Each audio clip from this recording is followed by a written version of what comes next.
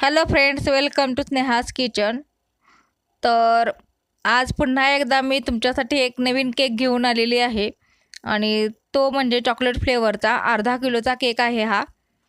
तर त्यासाठी मी एकूण 180 ग्रॅम प्रीमिक्स वापरलेलं चॉकलेट फ्लेवरचं आणि क्रीमसुद्धा मी 180 ml बीट करून घेतलेली।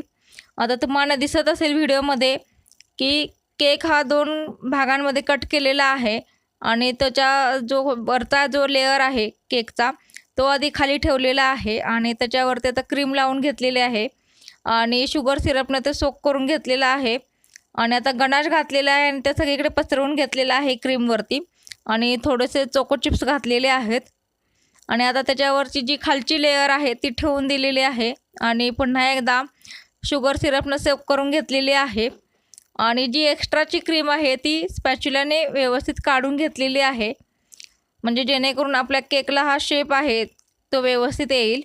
आता त्याच्यावरती जो वरच्या बाजूने क्रीम लावून घेतलेली आहे आणि आता सगळ्या बाजूने क्रीम लावून केक हा सेट करायला ठेवून देणार आहे। तुम्हाला दिसत असेल की सगळ्या बाजूने क्रीम ही एकसारखी व्यवस्थित लावून घेतलेली आहे मी आणि जिथं जिथं आपला आतला जो स्पंज दिसतोय तिथं पुन्हा एकदा क्रीम लावून घेतलेली आहे आणि केक हा एकसारखा व्यवस्थित केलेला आहे। तर फ्रेंड्स, हा केक आहे तो परवा जो व्हिडिओ पाठवला होता ते मागचा त्याच्यामध्ये जी डिझाईन होती सेम त्याच डिझाईनने मी तो केक केलेला आहे। फक्त फरक इतकाच आहे की हा केक आहे तो अर्धा किलोचा आहे आणि जो मागच्या व्हिडिओचा जो केक होता तो 1.5 किलोचा होता। तर त्या केकची डिझाईन बघूनच कस्टमरने मला पुन्हा एकदा त्या केकची ऑर्डर दिलेली आहे।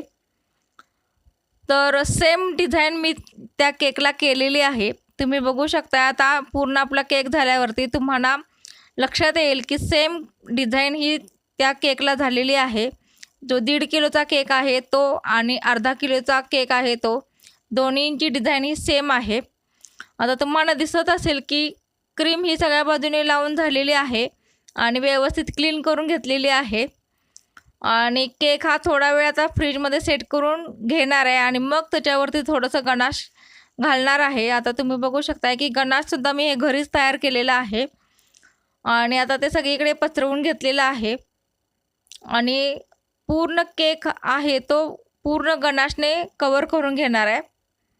तर गणाश हे तुम्हाला दिसत असेल की व्हिडिओमध्ये की सगळ्या बाजूने लावताना जरा एक्स्ट्रा जे आहे ते जे आपल्या बेसवरती जे पडलेलं आहे ते नंतरनं सगळं झाल्यानंतर केक आपला कवर करून झाल्यानंतर मग तो क्लीन करून घेतलेला आहे मी। तुम्ही बघू शकता आता सगळ्या बाजूने मी गणाश हे स्क्रॅपरनं क्लीन करून घेतलेला आहे म्हणजे एकसारखं सगळीकडे लावून घेतलेला आहे।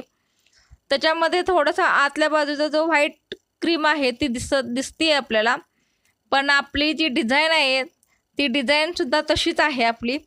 त्यामुळे तुम्ही बघू शकता की आपला केक हा एकदम छान दिसणार आहे, एकदम फॅन्सी केक दिसणार आहे। आता सगळ्या बाजूने गणाश लावून झालेला आहे आणि जे गणाश आहे एक्स्ट्राचं जे बेसवर पडलेलं ते सुद्धा क्लीन करून घेतलेलं आहे। आता स्पॅच्युलासुद्धा आहे तो थोडासा हलक्या हाताने दाबलेला आहे पुढच्या बाजूने आणि ती डिझाईन तयार केलेली आहे। तुम्ही बघू शकता की सेम डिझाईन झालेली आहे जे मागच्या केकची होती तशी आणि आता त्याच्यावरती कस्टमरचं नाव लिहायचं आहे आणि फुलं काढायचे आहेत 2 आणि बॉर्डर काढायचे। तर त्यासाठी मी M1 नोझल यूज केलेला आहे आणि त्याच्यामध्ये व्हाईट क्रीम घातलेली आहे। आता बॉर्डर काढलेली आहे छोट्या छोट्या फुलांची। तर आपला केक हा आता रेडी होत आलेला आहे। सो फ्रेंड्स, हा आजचा व्हिडिओ तुम्हाला कसा वाटला हे मला नक्की कमेंट करून सांगा। स्नेहास किचनला सबस्क्राईब करा, व्हिडिओ आवडला असेल तर लाईक करा, शेअर करा, कमेंट करा आणि बेल आयकॉन नक्की दाबा जेणेकरून तुम्हाला माझ्या नवनवीन व्हिडिओचं नोटिफिकेशन मिळून जाईल। आता मी त्याच नोझलनं गुलाबाची फुलं काढलेली आहेत आणि कस्टमरचं नाव लिहिलेलं आहे हॅपी बर्थडे आणि गोल्डन स्प्रिंकल्स हे यूज केलेले आहेत त्याच्यावरती आणि आता हा केक मी थोडा वेळ फ्रीजमध्ये सेट करायला ठेवून देणार आहे आणि कस्टमर आल्यानंतर मगच तो केक मी देणार आहे जेणेकरून जे आपला केक आहे तो व्यवस्थित सेट होईल। आता फुलांवरती सुद्धा गोल्डन स्प्रिंकल्स हे घातलेले आहेत आणि जे जेली चॉकलेट आहे ते ठेवलेलं आहे, जेणेकरून आपला केक हा छान दिसेल. आता बघू शकता तुम्ही व्हिडिओमध्ये की आपला केक एकदम सेम झालेला आहे, सेम डिझाईन झालेली आहे आणि एकदम सुंदर झालेली आहे. सो फ्रेंड्स, पुन्हा भेटूया आपल्या नवीन व्हिडिओमध्ये. तोपर्यंत बाय बाय.